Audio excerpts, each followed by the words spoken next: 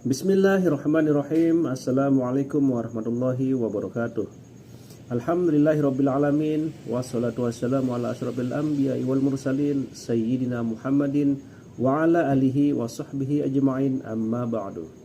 Sahabat beriman yang dimuliakan Allah, syukur alhamdulillah kita bertemu lagi di channel ini. Pada kesempatan yang berbahagia ini, mari sejenak kita luangkan waktu kita untuk bersama-sama menyimak tausiah fenomenal dari guru kita Al-Maghfurullah Kiai Haji Zainuddin MZ. Beliau dikenal sebagai dai sejuta umat. Penasaran seperti apa isi kajian beliau? Mari kita simak bersama. Selamat mendengarkan. Assalamualaikum warahmatullahi wabarakatuh. Daripada diutusnya Rasulullah sallallahu alaihi wasallam ke alam ini tidak lain adalah untuk memperbaiki akhlak manusia. 14 abad yang lalu, dari sebuah kota kecil yang tidak ada dalam peta, lahir satu proyek raksasa, proyek memperbaiki akhlak manusia. Di tengah-tengah dunia pada ketika itu, Eropa masih biadab, Afrika belum dikenal orang, Asia sungguh sangat terbelakang, dan semenanjung Arabia dari berbagai aspek kehidupannya dikenal sebagai masyarakat jahiliyah. 13 tahun pertama dari perjuangan selama periode Mekah, apa yang dilakukan oleh baginda Rasul tidak lain adalah memperbaiki akhlak manusia kepada Allah Subhanahu wa ta'ala dengan menanamkan roh, jiwa, dan semangat tauhid.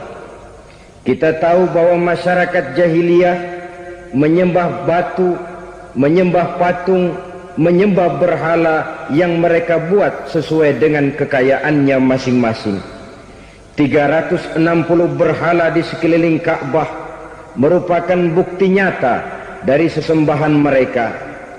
Yang kaya membuat berhala dari emas lalu disembah, yang setengah kaya bikin patung dari perak lalu disembah, yang hampir miskin bikin Tuhan dari kayu lalu disembah, yang miskin benar tepung terigu diadonin lalu dibentuk seperti wujud seseorang kemudian disembah. Dan apabila selesai nyembah, perutnya terasa lapar, Tuhannya habis dipretelin. Sepanjang sejarah kemanusiaan cuma masyarakat jahiliyah saja yang sampai makan Tuhan. Sesadis-sadisnya bangsa Indonesia belum pernah sampai makan Tuhan. Maka menghadapi manusia seperti ini, yang pertama dilaksanakan oleh Rasul memperbaiki akhlak mereka kepada Allah, menanamkan la ilaha illallah, bahwa tidak ada Tuhan yang perlu disembah selain daripada Allah Subhanahu wa ta'ala. Ini hakikatnya merupakan inti daripada ajaran Rasul-Rasul terdahulu. Kenapa? Seluruh Rasul bersumber dari satu sumber yang sama, yaitu dari Allah Subhanahu wa ta'ala. Maka prinsip ajaran ketuhanan yang mereka bawa tentu saja sama. Nabi Adam mengajarkan la ilaha illallah, Nabi Nuh mengajarkan la ilaha illallah, cuma tentu sambungannya Nuh Rasulullah. Nabi Ibrahim mengajarkan la ilaha illallah, Ibrahim Rasulullah. Nabi Musa mengajarkan la ilaha illallah, Musa Rasulullah. Bahkan Nabi Isa mengajarkan la ilaha illallah, Isa Rasulullah.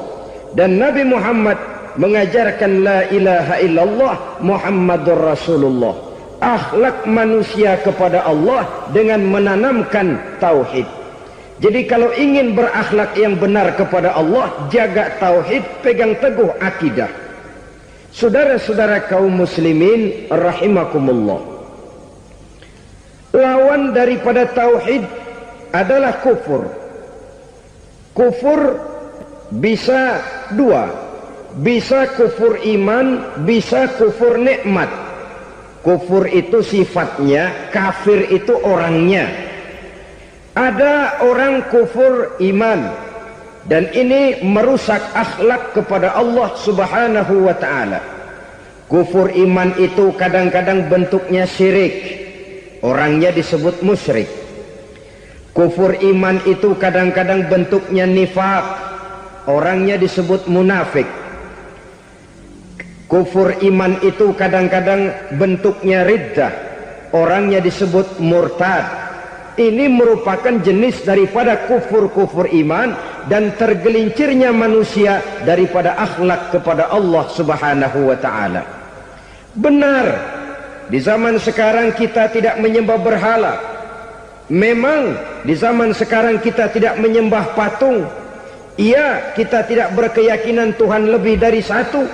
Tapi kadang-kadang akhlak kita kepada Allah sering lentur dan luntur, sering bergoyang dan tergoncang, sering kena erosi dan polusi.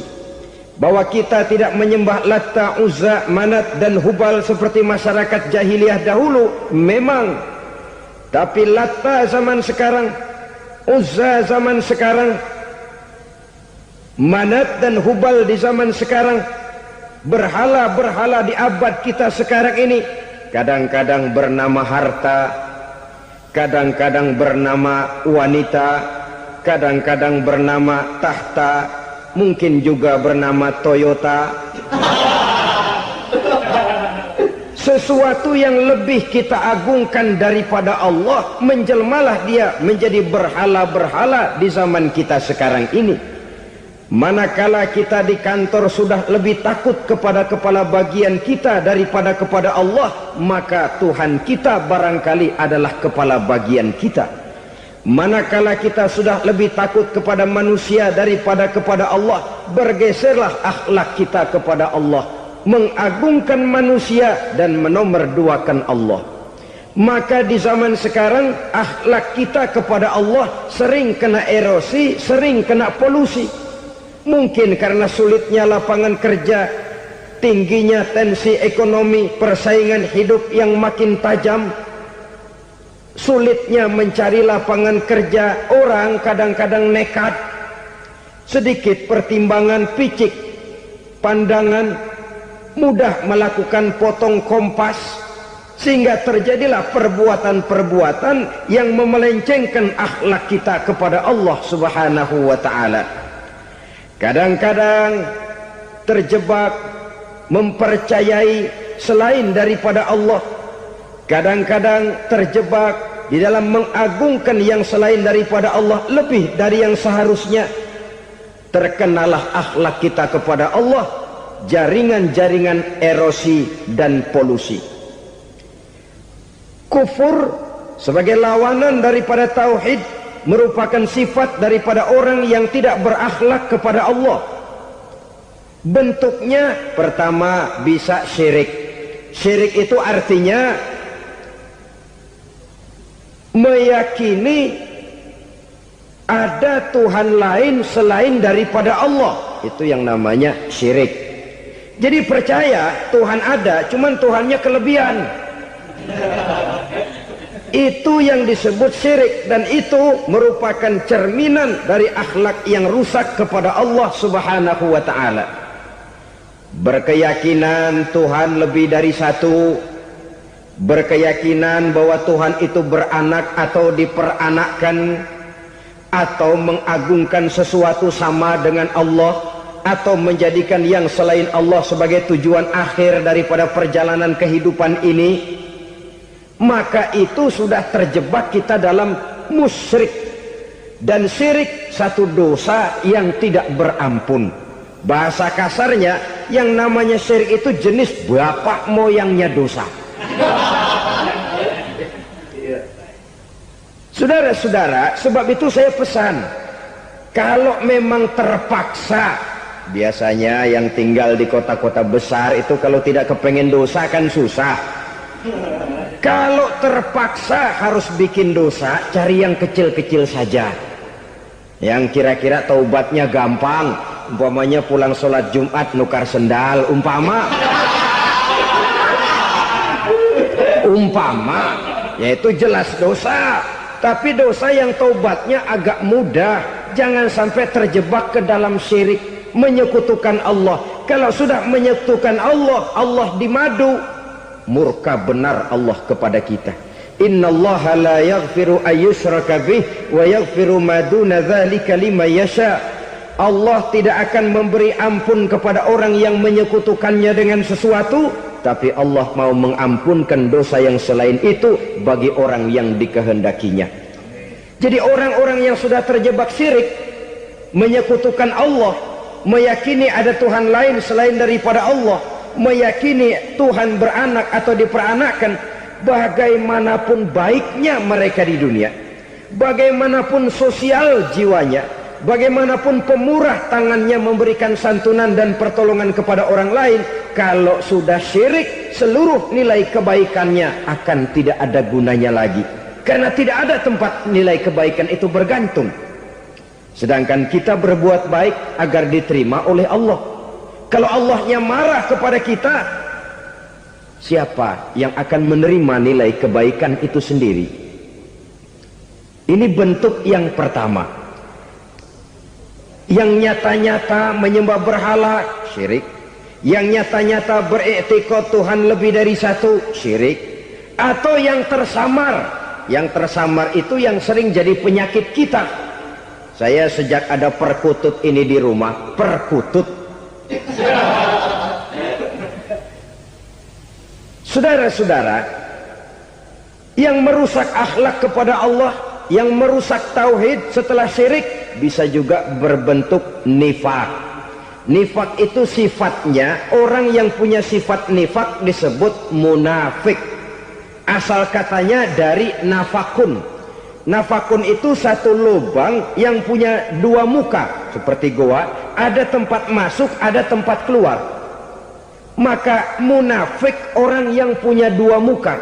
Kalau bahasa kita, pandai bermain minyak di atas air, manis jika berhadapan, balik belakang lain bicara. Sehingga apa yang dinamakan nifak, kata Imam Ali Al-Jurjani dalam kitab ta'rifatnya, izharul imanu bil lisan wa kitmanul kufri bil qalbi. Menyatakan, menampakkan iman dengan lidahnya, tapi menyembunyikan kekafiran dalam hatinya. Dengan kata lain, lidahnya mah iman, hatinya mah kafir. Padahal hati itu yang dilihat, padahal hati itu yang dinilai. Kenapa lidahnya mengaku iman? Ya mungkin karena kepepet, mungkin karena kepentingan, mungkin karena ingin mencari kelemahan orang, lalu dia pura-pura beriman, tapi sesungguhnya hatinya kufur. Ini merupakan penyakit munafik. Dan terus terang, menghadapi orang munafik jauh lebih berat daripada menghadapi orang kafir. Kenapa? Munafik ini kan musuh dalam selimut.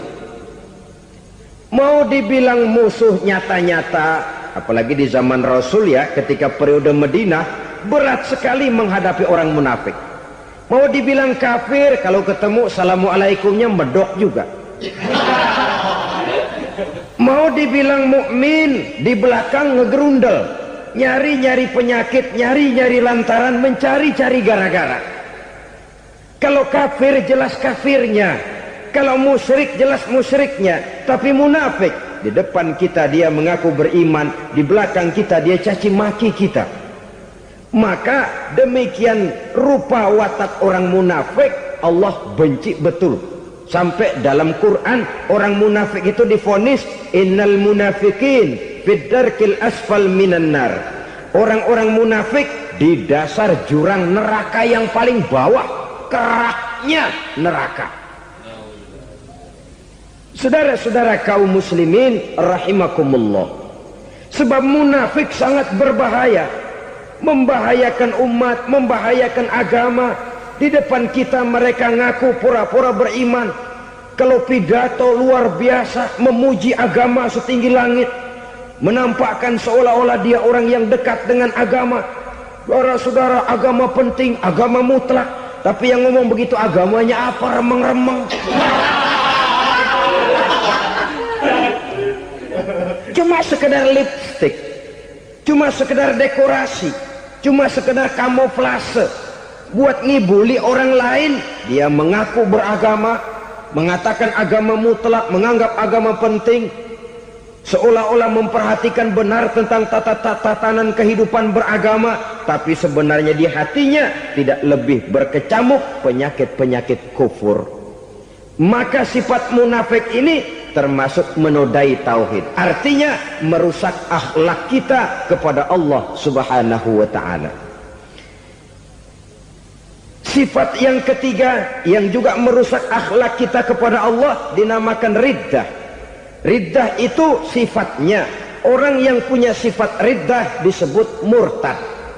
Murtad keluar dari Islam. Keluar dari Islam tentu tadinya di dalam Islam. Oleh satu perbuatan dia bisa menjadi murtad. Misalnya tadinya dia iman benar kepada Allah, tapi melarat. Kadang-kadang sehari masak, 3 hari libur. Akhirnya oleh kesulitan ekonomi dia tidak kuat. Ada yang menawarkan kebaikan, dibawain supermi, dibawain obat-obatan, diberikan beras. Goyah imannya. Keluar dia dari Islam, ikut agama orang yang memberikan pertolongan kepadanya, memilih kesenangan sebentar dengan mengorbankan kebahagiaan yang kekal. Maka orang semacam itu riddah sifatnya, murtad orangnya, keluar dari Islam. Dan yang menyebabkan kita murtad bukan cuma orang nyata-nyata memproklamirkan diri keluar dari Islam tapi lalu mengikuti agama orang lain, bukan cuma itu. Mengakui ada Rasul lagi sesudah Nabi Muhammad bisa menyebabkan kita murtad. Mengingkari nikmat Allah bisa menyebabkan kita murtad. Meyakini semua agama benar bisa menyebabkan orang menjadi murtad. Meragukan kesempurnaan dan kelengkapan Al-Quran bisa menyebabkan orang jadi murtad. Mengingkari sunnah bisa menyebabkan orang menjadi murtad. Banyak hal-hal yang bisa mendatangkan penyakit riddah dan membuat pelakunya menjadi murtad. Dan ini menodai akhlak kita kepada Allah Subhanahu wa ta'ala. Itu tadi kufur iman, saudara-saudara. Nyata-nyata mengingkari Allah, baik dalam bentuk syirik, nifak, ataupun riddah. Kufur yang kedua dinamakan kufur nikmat. Apa itu kufur nikmat? Sitru nikmatil mun'im au ya'malu fi mukhalafatil mun'im. Menutup-nutup nikmat Allah, atau melakukan perbuatan yang menentang, bertentangan dengan kehendak yang memberikan nikmat. Jadi kufur nikmat pertama, nutup-nutupin Tuhan. Tuhan jalingin. Duit lu banyak amat, dari mana? Gua kerja. Lalu kerjanya nomor 1. Orang yang berakhlak kepada Allah, dia akan menjawab, kamu uangnya kok banyak, dari mana? Rezeki dari Allah. Caranya, saya kerja. Kerja itu cara, rezeki itu dari Allah datangnya. Bukankah di zaman sekarang kita sering terpeleset? Ini merupakan cerminan dari rapuhnya akhlak kita kepada Allah Subhanahu wa ta'ala. Karena usaha saya memang, karena saya peras keringat banting tulang, tentu. Tapi sadarkah kita bahwa sepanjang yang bisa kita lakukan cuma berusaha, peras keringat, banting tulang, pergi pagi pulang sore. Tapi bisakah kita memastikan hasil usaha kita? Apalagi yang paling dekat, misalnya saja yang sungguh-sungguh di luar jangkauan kemampuan kita, soal rezeki, soal jodoh, soal maut. Kitakah yang mengatur? Kitakah yang menentukan? Subhanallah. Manusia sungguh tidak berdaya menghadapi 3 hal paling pokok ini. Rezeki, kita cuma bekerja. Kitakah yang menentukan? Tidak. Kita berusaha saja rezeki belum pasti dapat, apalagi kalau kita tidak berusaha. Jangan terjebak dalam fatalisme, belum perang udah nyerah. Emang dasar rezeki datangnya dari Tuhan, gak usah kerja, dan ntar juga kalau dia datang. Dari mana datangnya? Kerja saja belum tentu dapat rezeki, apalagi kalau tidak kerja. Yang jelas usaha perlu, kepastian itu urusan Allah. Ini akhlak kepada Allah Subhanahu wa ta'ala. Jodoh juga begitu. Kita berusaha, kita berupaya, Allah menghendaki lain, lain jadinya. Maut juga begitu. Siapa sih yang pengen ngadepi maut? Siapa sih yang pengen mati? Siapa sih yang pengen ketemu malaikat Israel? Tidak seorang pun kalau ditanya, kecuali mereka yang putus asa ya. Kalau otaknya masih normal, mau mati mesti belakangan dulu udah dikit. Tapi yang satu itu saudara, kalau dia sudah datang, tenaga mana yang bisa menolak? Kalau dia sudah berkunjung, kekuatan mana yang bisa menghindar? Kalau dia sudah ingin bertemu, kemana kita bisa melarikan diri? Manusia sepanjang yang dia lakukan hanya berusaha, tapi kepastian, ketentuan dari Allah Subhanahu wa ta'ala. Orang yang kufur nikmat, nutupin Allah. Dia merasa rezekinya adalah mutlak peras keringatnya, seolah-olah Allah nggak punya peranan apa-apa di situ. Oh, ini kan saya bisa rumah begini karena saya kerja keras. Oh, ini mobil saya begini saya kerja keras. Peras keringat, banting tulang, keras.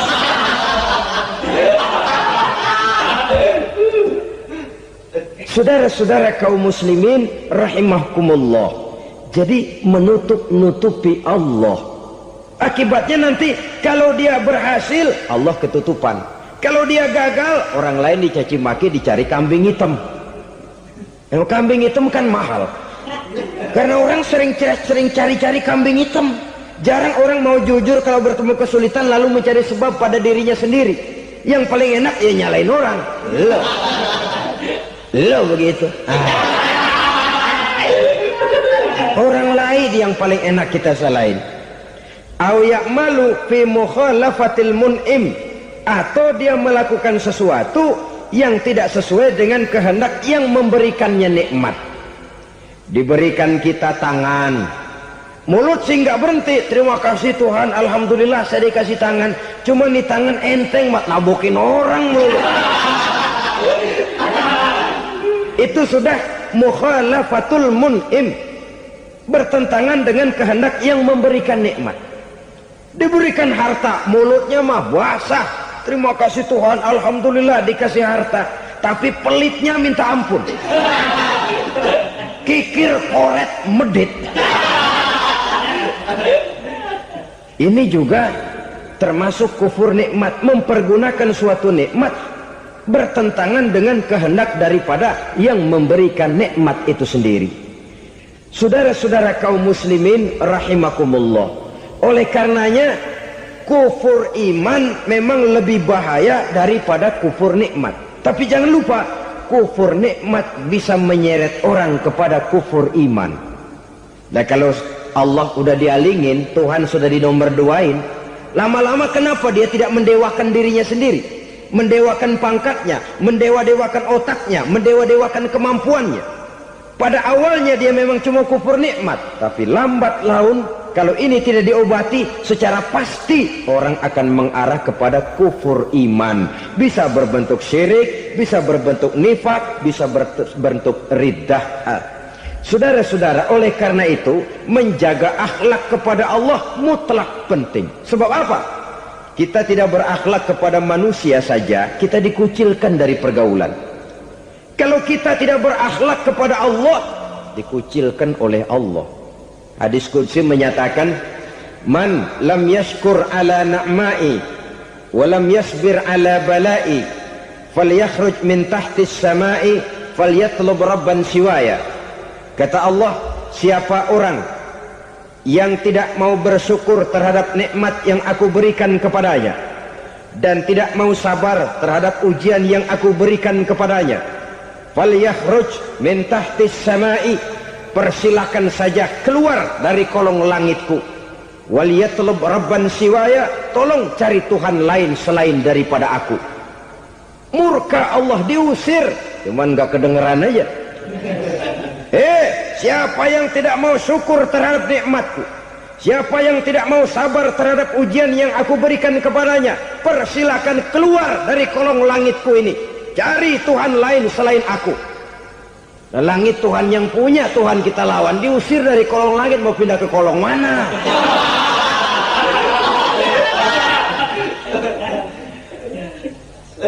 Jadi jangan merasa kufur nikmat kan enteng. Iya, kelihatannya begitu, tidak sebahaya kufur iman. Tapi kufur nikmat ini merupakan anak tangga yang kalau kita sudah mulai naik, kita akan naik terus sampai kepada tingkat di mana kita mengalami kufur iman. Kalau sudah ke sana, maka akhlak kita kepada Allah terkenalah erosi, terkena polusi, hancur akhlak kepada Allah, dan itulah sumber kesengsaraan abadi. Kalau cuma kita tidak berakhlak kepada manusia, barangkali resikonya cuma kehidupan di dunia ini. Mungkin juga ada kehidupan akhirat. Tapi kalau sudah tidak berakhlak kepada Allah, dunia akhirat kita rugi dan celaka. Maka pada kesempatan ini saya mengajak, marilah jaga baik-baik akhlak kita kepada Allah. Satu kali kita bertauhid, sampai mati kita bertauhid. Satu kali la ilaha illallah, jangan tergelincir lagi kita keluar daripada kalimat itu. Satu kali kita bertuhankan Allah, jangan bertuhan yang lain selain daripada Allah. Jangan sekutukan Allah, jangan samakan Allah dengan sesuatu, jangan mengangkat yang lain sama agungnya dengan Allah. Sebab dengan demikian kita seolah-olah sudah mengotori akhlak kita kepada Allah Subhanahu wa ta'ala. Ini berat, saudara-saudara. Ini tidak ringan. Kadang-kadang saya katakan tadi, masalah ekonomi, kadang-kadang persaingan hidup yang makin tajam, di tengah lapangan kerja yang makin sulit, di tengah orang banyak potong kompas. Kalau berpatokan kepada nilai tauhid, la ilaha illallah, tidak ada Tuhan selain Allah, maka saya tidak akan takut kecuali hanya kepada Allah. Saya tidak akan menggantungkan hidup kecuali hanya kepada Allah. Saya tidak akan minta rezeki kecuali hanya kepada Allah. Kadang-kadang situasi yang nekat membuat kita kehilangan keseimbangan, kehilangan pertimbangan, picik pandangan. Akibatnya kita merusak akhlak kepada Allah Subhanahu wa ta'ala. Ironinya kan orang sekarang kalau ditanya, lu nyolong ya? Iya. Kok berani? Emang. Lu nggak tahu Tuhan lihat? Tahu. Kok nyolong juga? Biarin. Kalau Tuhan mah lihat, jangan gak ribut. Enggak ribut katanya. Kalau orang lihat, 2 orang saja tahu, geger kelurahan. Ini kan sudah mendustai dirinya sendiri, sudah merusak akhlaknya kepada Allah Subhanahu wa ta'ala. Tuhan gak ribut katanya. Saudara hadirin yang saya hormati, jadi oleh karenanya akhlak kita kepada Allah merupakan basis daripada kehidupan beragama. Kalau itu sudah mulai rapuh, mulai terkena erosi dan polusi, mulai rusak, dikhawatirkan nanti nilai ibadah kita kepada Allah juga akan turut ambruk karenanya.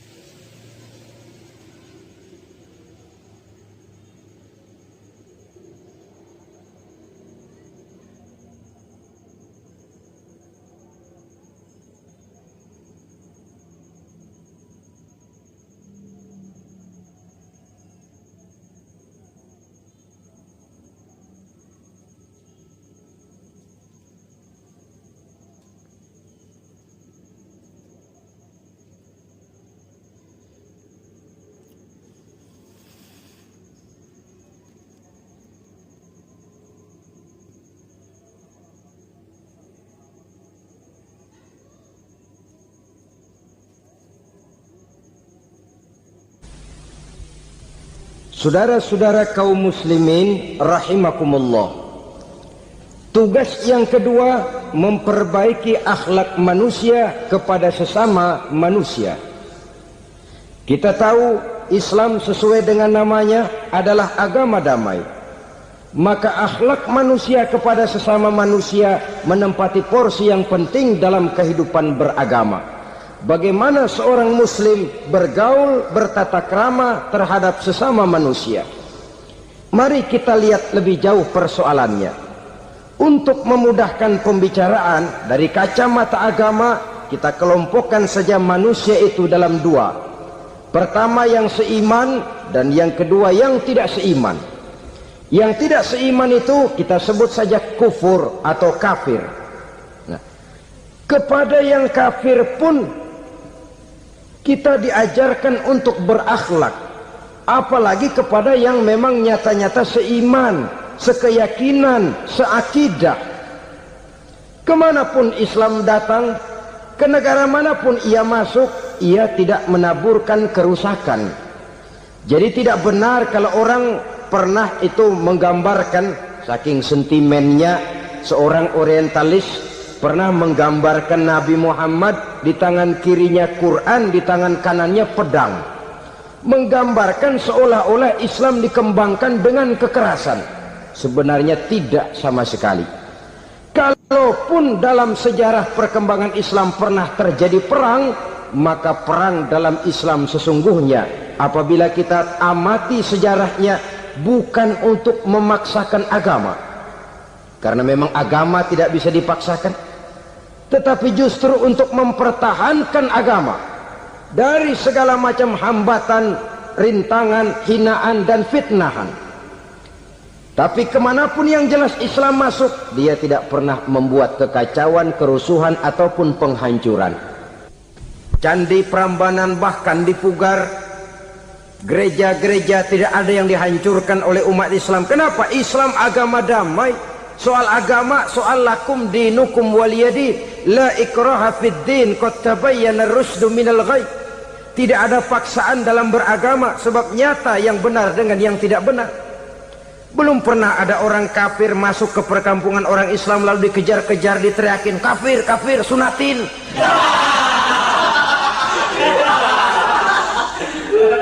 Belum pernah. Kenapa? Islam menghormati orang lain agama. Nah, yang kafir ini macam-macam, saudara. Ada kafir harbi. Nah, ini kafir kerok. Ini kafir yang nyata-nyata memproklamirkan permusuhan kepada umat Islam, nyata-nyata mengganggu ketenangan umat Islam. Kafir yang seperti ini yang boleh diperangi. Misalnya kita mau sembahyang Jumat dijagain, nggak boleh sembahyang Jumat, getok palanya. Kafir harbi artinya tantangan perang datang dari mereka, bukan kita yang mulai, mereka yang buka front. Prinsipnya umat Islam tidak boleh mencari-cari musuh, tapi pun tidak boleh lari kalau ketemu musuh. Musuh jangan dicari, ketemu jangan lari. Karena itu kesan seolah-olah umat Islam ini teroris, umat Islam ini destroyer, umat Islam ini sering menimbulkan keonaran, kerusakan. Sungguh satu fitnahan yang sangat keji. Umat Islam adalah umat yang cinta damai. Islam di masa perkembangannya masuki Eropa melalui Selat Gibraltar, Jabal Tariq, memasuki Spanyol. Islam tidak pernah meruntuhkan gereja. Islam tidak pernah membunuh orang-orang Nasrani. Bahkan Islam mewariskan peradaban dan kebudayaan yang begitu tinggi nilainya di bidang ilmu pengetahuan. Sampai ketika itu Barat banyak mengkaji ilmu pengetahuan dari dunia Islam. Buku-buku berbahasa Arab diterjemahkan ke bahasa Yunani, dipelajari oleh para cendekiawan di negeri Barat sana. Mereka mengambil manfaat yang banyak dari masuknya Islam ke Eropa. Sementara gereja tetap berdiri dengan megahnya. Kuil-kuil tempat peribadatan tidak satupun yang diusik-usik. Kenapa? Islam agama yang cinta damai. Asal dia tidak diganggu, asal kehormatannya tidak dihinakan. Jadi kafir harbi, kafir yang nyata-nyata nantang perang, ngajak berkelahi. Itu kafir yang nyari penyakit. Kafir harbi ini boleh diperangi dengan catatan mereka yang memang mulai. Yang kedua kafir zimmi. Kafir zimmi, kafir yang hidup di tengah mayoritas muslim, tapi mereka mau hidup dengan aman, damai, tenang. Mereka wajib dilindungi. Bahkan Nabi pernah memberikan satu jaminan, man aza zimmiyan faqad azani. Siapa yang mengganggu orang kafir zimmi sama saja dengan mengganggu saya. Kehormatannya dijaga, harta bendanya dilindungi, anak istrinya pun dilindungi. Dan ini jadi kenyataan. Saudara bisa lihat di negara-negara yang mayoritas penduduknya beragama Islam, orang-orang kafir di luar Islam hidup dengan tenang, aman, damai. Di Saudi Arabia, di luar tanah haram, di luar Mekah dan Madinah, banyak orang-orang kafir mencari nafkah. Mereka tenang, aman, dilindungi undang-undang. Begitu di Mesir, begitu di negara Indonesia yang berdasarkan Pancasila ini. Kehidupan beragama menimbulkan gairah, rukun, tenang, aman, damai, sepanjang tidak saling ganggu, tidak saling usik, menghargai orang yang sudah beragama, tidak menjadikan penganut suatu agama sebagai sasaran dari dakwah agama lainnya. Saudara-saudara kaum muslimin rahimakumullah. Jadi memang oleh Al-Quran kita dianjurkan asidda alal kuffar ruhama bainahum. Tegas kepada orang kafir, kasih sayang kepada sesama muslim. Tapi tegas bukanlah berarti marah-marahan, bukan berarti musuh-musuhan, bukan ngajaki perang. Tegas dalam arti punya garis tentang kehidupan beragama, lakum dinukum waliyadin. Soal kehidupan sosial, mari kerjasama. Bangun jalan, ayo rame-rame. Siskamling, mari bebarengan.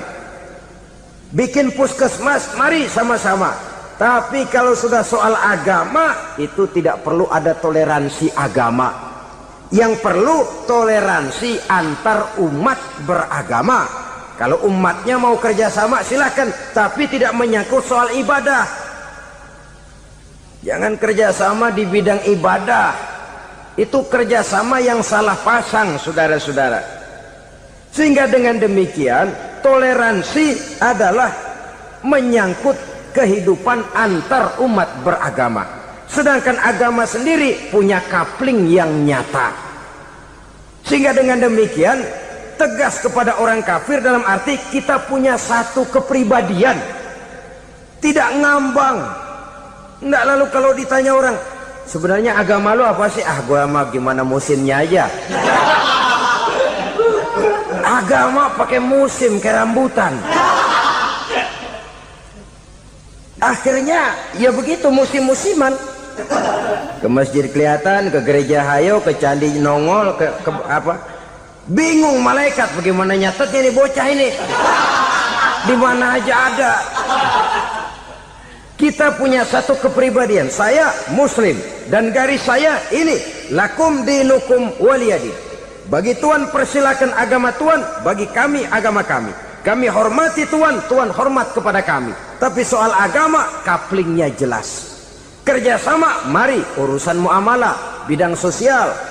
Yuk kita siskamling sama-sama dengan orang lain agama. Mari jaga kerukunan, kesatuan, persatuan, kekompakan. Perbaiki jalan yang rusak, mari sama-sama. Mendandani jembatan yang runtuh, mari sama-sama. Tapi sembahyang, kaplingnya lain-lain. Sebab Nabi juga dulu pernah ditawarkan begitu loh sama kafir jahiliyah dulu, Quraisy itu. Sudah Muhammad, sekarang begini saja, kita join aja daripada marah-marahan. Hari ini saya oke menyembah Tuhanmu Allah, besok gantian kamu menyembah Tuhan kita Latta, Uzza, Manat dan Hubal. Turun, qul ya ayyuhal kafirun la a'budu ma ta'budun. Soal ibadah kaplingnya jelas, tidak boleh dicampur adukkan. Sebab kalau tidak, kita akan mulai kehilangan identitas diri. Dan disitulah krisis kehidupan keyakinan beragama dimulai. Dari krisis identitas. Hujan gede kan mulainya gerimis dulu. Di mana-mana ya gerimis dulu. Gerimis makin lama makin gede. Kita akan mulai dengan kehilangan identitas diri. Dari sana nanti kita malu mengakui keislaman kita. Kalau orang Islam malu mengakui keislamannya, ini kan ironi, menyedihkan. Ngakui Islamnya saja malu. menonjolkan keislamannya, malu, tidak ada rasa bangga beragama. Padahal ini modal dasar. Hanyalah dengan rasa bangga beragama kita lalu konsekuen. Bukan bangga yang tidak konsekuen. Wah, pokoknya kan gua kan Islam, agama yang paling benar. Masya Allah, sangat luar biasa kajian yang sudah disampaikan oleh guru kita Al-Mafullah Kiai Haji Zainuddin Amzad. Sahabat beriman yang dimuliakan Allah, tetaplah di channel ini karena kajian ini belum selesai dan masih banyak lagi hal-hal menarik yang akan disampaikan beliau. Tetaplah di channel ini dan mari kita lanjutkan kembali. Selamat mendengarkan. Tapi hidupnya sendiri jauh dari tuntunan Islam. Itu bangga yang tidak beralasan, bangga yang tidak perlu dibanggakan sebenarnya. Kebanggaan yang membuat kita konsekuen dan dekat dengan kehidupan beragama. Jadi dengan demikian saudara-saudara, kepada non-muslim kita juga harus berakhlak. Bukankah ini sudah dicontohkan oleh Rasul? Bagaimana beliau disambiti orang di Taif, yang menyambiti malah didoakan. Bagaimana Suraqah mau membunuh beliau, malah Suraqah didoakan. Bagaimana Abu Jahal dan Abu Lahab saking mangkalnya. Ini Abu Jahal pernah gali lubang di kamarnya sendiri, di depan tempat tidurnya. Setelah dia gali lubang, ditutupin pakai keraras korma. Lalu dia tarik selimut, belagak meriang. Dia pesan pesuruhnya, bilangin Muhammad encangnya meriang. Pamannya sakit, minta ditengokin. Nabi dengan segala husnuzonnya berangkat nengokin. Abu Jahal dari balik selimut ngintip. Itu dia Muhammad, itu dia tuh. Dia tuh, masuk Dani, masuk. Mulai di jalan, senang Abu Jahal. Terus dah. Begitu ke pelosok, masuk ke lubang, gue pendem terus lalu. Memang niatnya mau mencelakakan Nabi. Sudah tinggal beberapa langkah lagi Nabi akan berjalan ke arah lubang itu.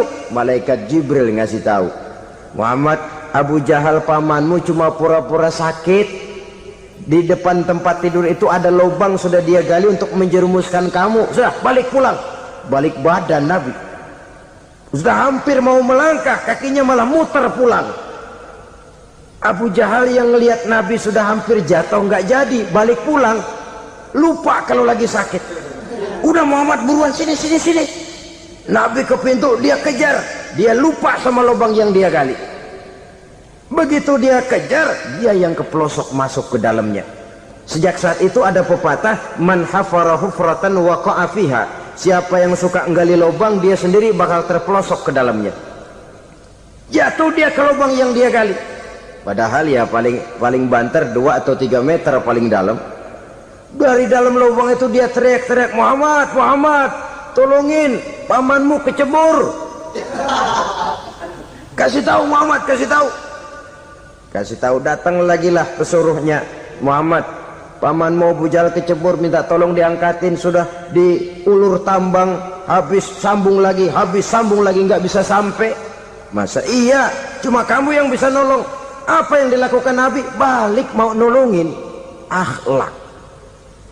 Kita kalau ada orang gali lubang buat nyeburin kita, dia sendiri yang kecebur. Gorok gua kagalemin lo. Mati sekalian dah. Nabi mah enggak, balik nolongin tuh Abu Jahal. Kenapa paman kecebur? Iya Muhammad, tolong, tambang udah diulur-ulur, sambung-sambung nggak sampai. Aduh kasihan paman, nih pegang tangan saya. Nabi cuma ulurin tangan, nyampe dipegang oleh Abu Jahal. Diangkat ke atas, nyampe atas. Apa kata Abu Jahal? Tambang bergulung-gulung nggak nyampe, kamu cuma pakai tangan doang kok bisa Muhammad, hebat banget sihirmu. Mukjizat dia bilang sihir, udah ditolongin nyelak lagi, kan yang enak kita injak palanya. Orang dulu bilang wah katanya nolongin anjing kejepit, udah selesai ditolongin malah yang nolong digigit.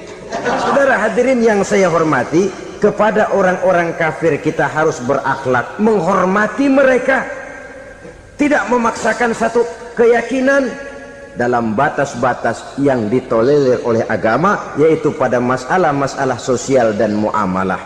Itu kepada non-muslim.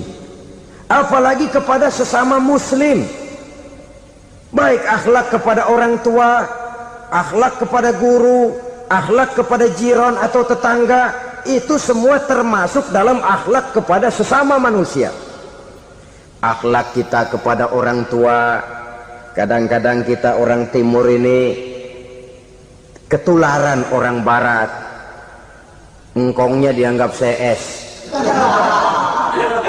salaman main kedet aja halo kong, engkongnya bahalo di bengong.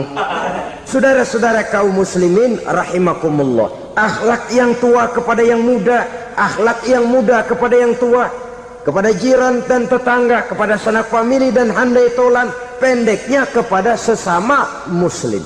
Tetangga ada haknya, ada hak tetangga yang kalau kita berakhlak itu harus dipenuhi. Contoh kecil, kalau saya beli radio,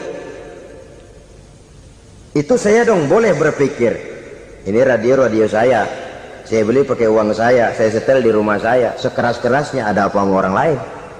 Radio gua, yang beli gua pakai duit gua, gue setel di rumah gue, ada urusan apa sama orang lain? Itu kalau menurut saya. Tapi tetangga sebelah saya kan bisa juga ngomong begitu. Mata gue yang ngantuk, gue tidur di rumah gue, kenapa suara radio lu masuk kemari?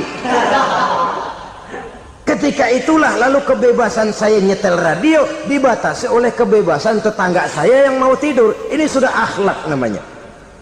Umpamanya lagi ada Nabi ajarkan, iza tobakhta maraqatan fa'akthir ma'aha wa ta'ahad jiranaka. Kalau kamu masak sayur, banyakin kuahnya, bagiin tetangga kamu. Bukan bagiannya itu yang jadi soal, tapi akhlak kepada tetangga.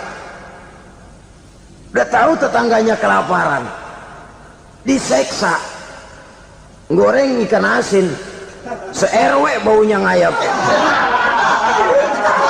kembang kempis orang nungguin. Saudara hadirin ma'asyiral muslimin rahimakumullah. Jadi dengan demikian, kalau sudah kembali kepada orang-orang yang nilai imannya sama dengan kita, apapun organisasinya, apapun baju yang mereka pakai, kaos yang mereka pakai, jaket yang mereka pakai, kalau sudah seakidah, seiman, jaga akhlak kita. Pendapat boleh berbeda, kaos boleh tidak sama, jaket boleh beraneka warna, bendera boleh beragam-ragam, tapi ukhuwah Islamiyah ini utamakan. Adalah lebih baik mencari persamaan dalam kehidupan dan bukan memperbesar perbedaan. Hanyalah dengan mengembangkan nilai-nilai akhlak semacam ini, toleransi tidak hanya diperlukan kepada yang non-muslim, kepada sesama muslim pun toleransi. Artinya apa? Jangan memponis amalan orang lain.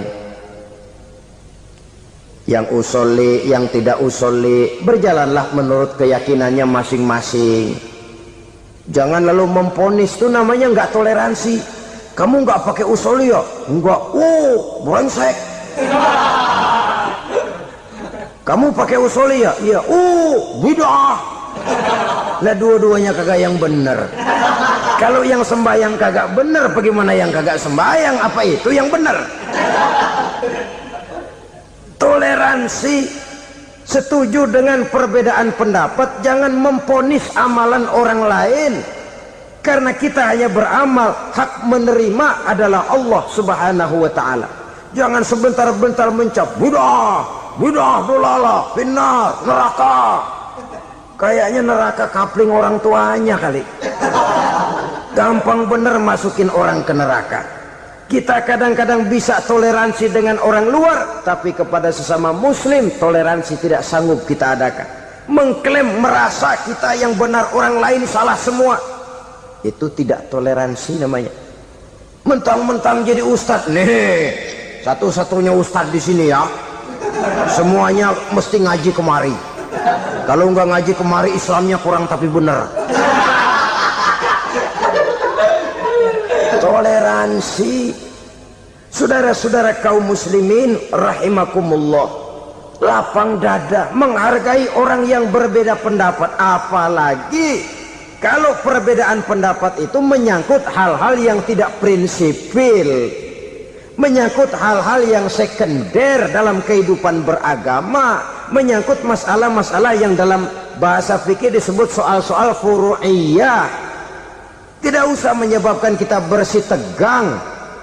Kepala sama hitam pendapat boleh berbeda dan halal. Bahkan Nabi mengatakan ikhtilafu ummati rahmatun, perbedaan pendapat di kalangan umatku bahkan menjadi rahmah, sepanjang perbedaan pendapat itu diiringi dengan rasa toleransi. Tapi kalau sudah main baku hantam, main klaim, memponis orang lain, akhirnya timbullah keretakan. Jangan heran kadang-kadang satu masjid dua kelir. Ya soal kelir boleh kelar-kelir, boleh kelar-kelir, tapi kalau harus terlalu mencolok menyebabkan timbulnya keretakan, saya kira yang akan turun bukan lagi rahmah tapi bala. Bala akan menimpa kita, jatuh kita menjadi umat yang lemah. Oleh karena di antara kita sendiri, sesama kita tidak pandai bertoleransi, tidak lapang dada. Ada anak muda kelihatannya mau majuan dikit, yang tua curiga. Nah, kalau dia maju pasaran gua bangkrut dong nih. Lalu ditekan tuh anak ditekan melejit. Kadang-kadang yang tua maksudnya baik, mau memelihara, yang muda salah terima. Kan tua kejemur. Dari dulu sampai sekarang gitu-gitu doang, anak kemajuannya. Padahal yang tua barangkali maksudnya juga baik, mau memelihara.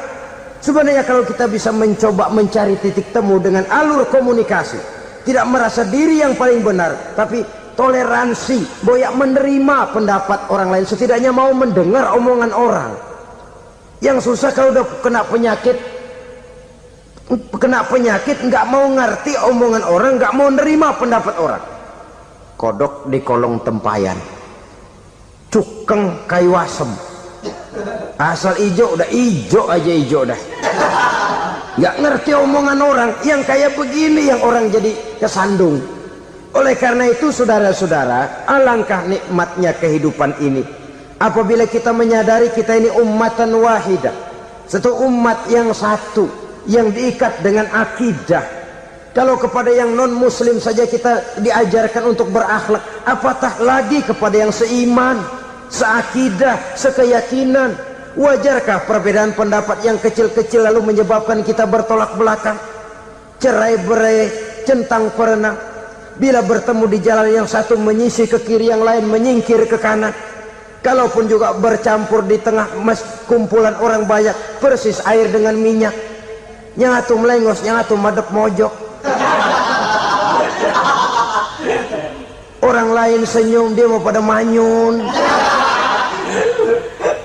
Saudara-saudara kaum muslimin rahimakumullah, realita ini walaupun tidak enak, pahit, tapi masih hidup di sebagian masyarakat kita. Ini yang perlu kita atasi. Soal toleransi kepada orang lain, sejarah sudah membuktikan. Mari kita jangan cuma bisa mengajak orang lain, umat lain untuk bertoleransi dengan kita, tapi kepada sesama kita, toleransi ini perlu kita tegakkan, perlu kita bina, terutama di dalam kita menuju bentuk ideal daripada konsep ukhuwah Islamiyah ini, yang memang selalu kita akan cari bentuk-bentuk idealnya sejalan dengan perkembangan situasi dan kondisi yang dihadapi oleh umat. Perbedaan organisasi, perbedaan kepentingan organisasi tidak seharusnya menyebabkan kita merasa meremehkan orang lain dan mengangkat diri, mengklaim diri sebagai yang ter. Jadi dengan demikian, apabila yang pertama tadi akhlak kepada Allah dinamakan hablum minallah, maka yang kedua ini merupakan hablum minan nas. Jikalau baik akhlak kita kepada Allah, baik akhlak kita kepada manusia, nikmat rasanya menjalani kehidupan. Kadang-kadang orang akhlaknya kepada manusia baik, tapi kepada Allah tidak baik. Hormat sama yang tua, menyayangi yang muda, sama tetangga rukun, tapi sama Tuhan nggak mau sujud. Ini baik kepada manusia, tapi tidak berakhlak kepada Allah. Atau sebaliknya, sujudnya sama Allah mah tekun, bener khusyuk, bahasanya juga fasih, luar biasa.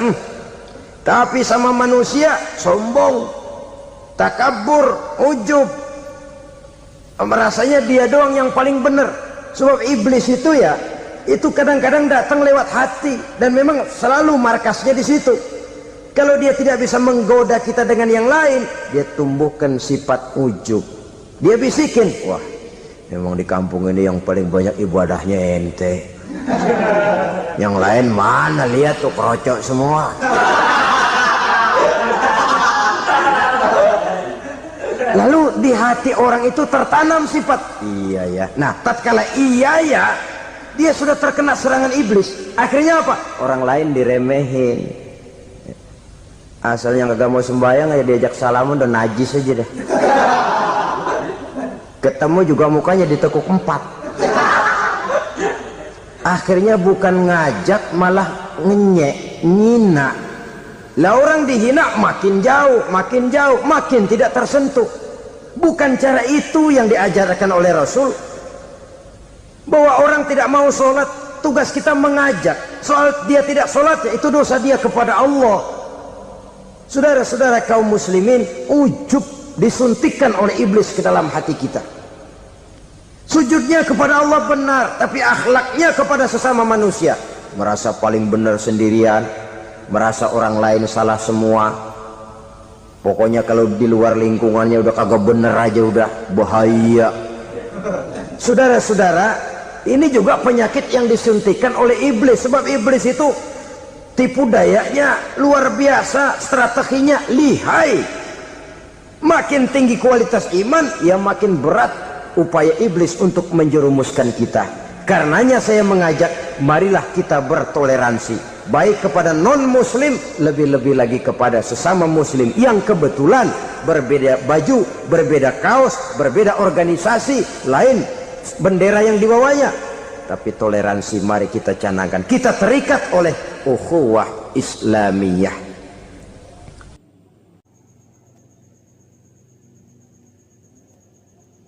Alhamdulillahirrabbilalamin. Demikianlah kajian penuh ilmu, hikmah dan manfaat yang sudah disampaikan oleh guru kita Al-Mafrullah Kiai Haji Zainuddin Amzad.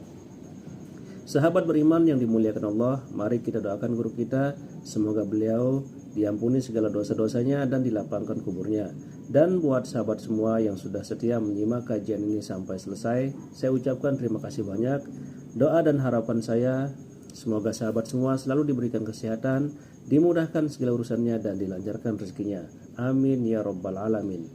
Demikian yang dapat saya bagikan, kurang lebihnya mohon maaf. Sampai bertemu lagi di video berikutnya. Wabillahi taufik wal hidayah wa ridha wal inayah. Wassalamualaikum warahmatullahi wabarakatuh. Setelah kita bersama-sama mendengarkan tausiah yang sangat luar biasa dari guru kita Al-Mafrullah Kiai Haji Zainuddin MZ, sekarang mari kita lanjutkan aktivitas kita masing-masing. Semoga apa yang sudah disampaikan oleh beliau menjadi ilmu yang bermanfaat dalam kehidupan kita sehari-hari. Selamat beraktivitas buat sahabat semua dan sukses selalu. Amin ya rabbal alamin. Sampai bertemu lagi di kajian berikutnya. Wassalamualaikum warahmatullahi wabarakatuh.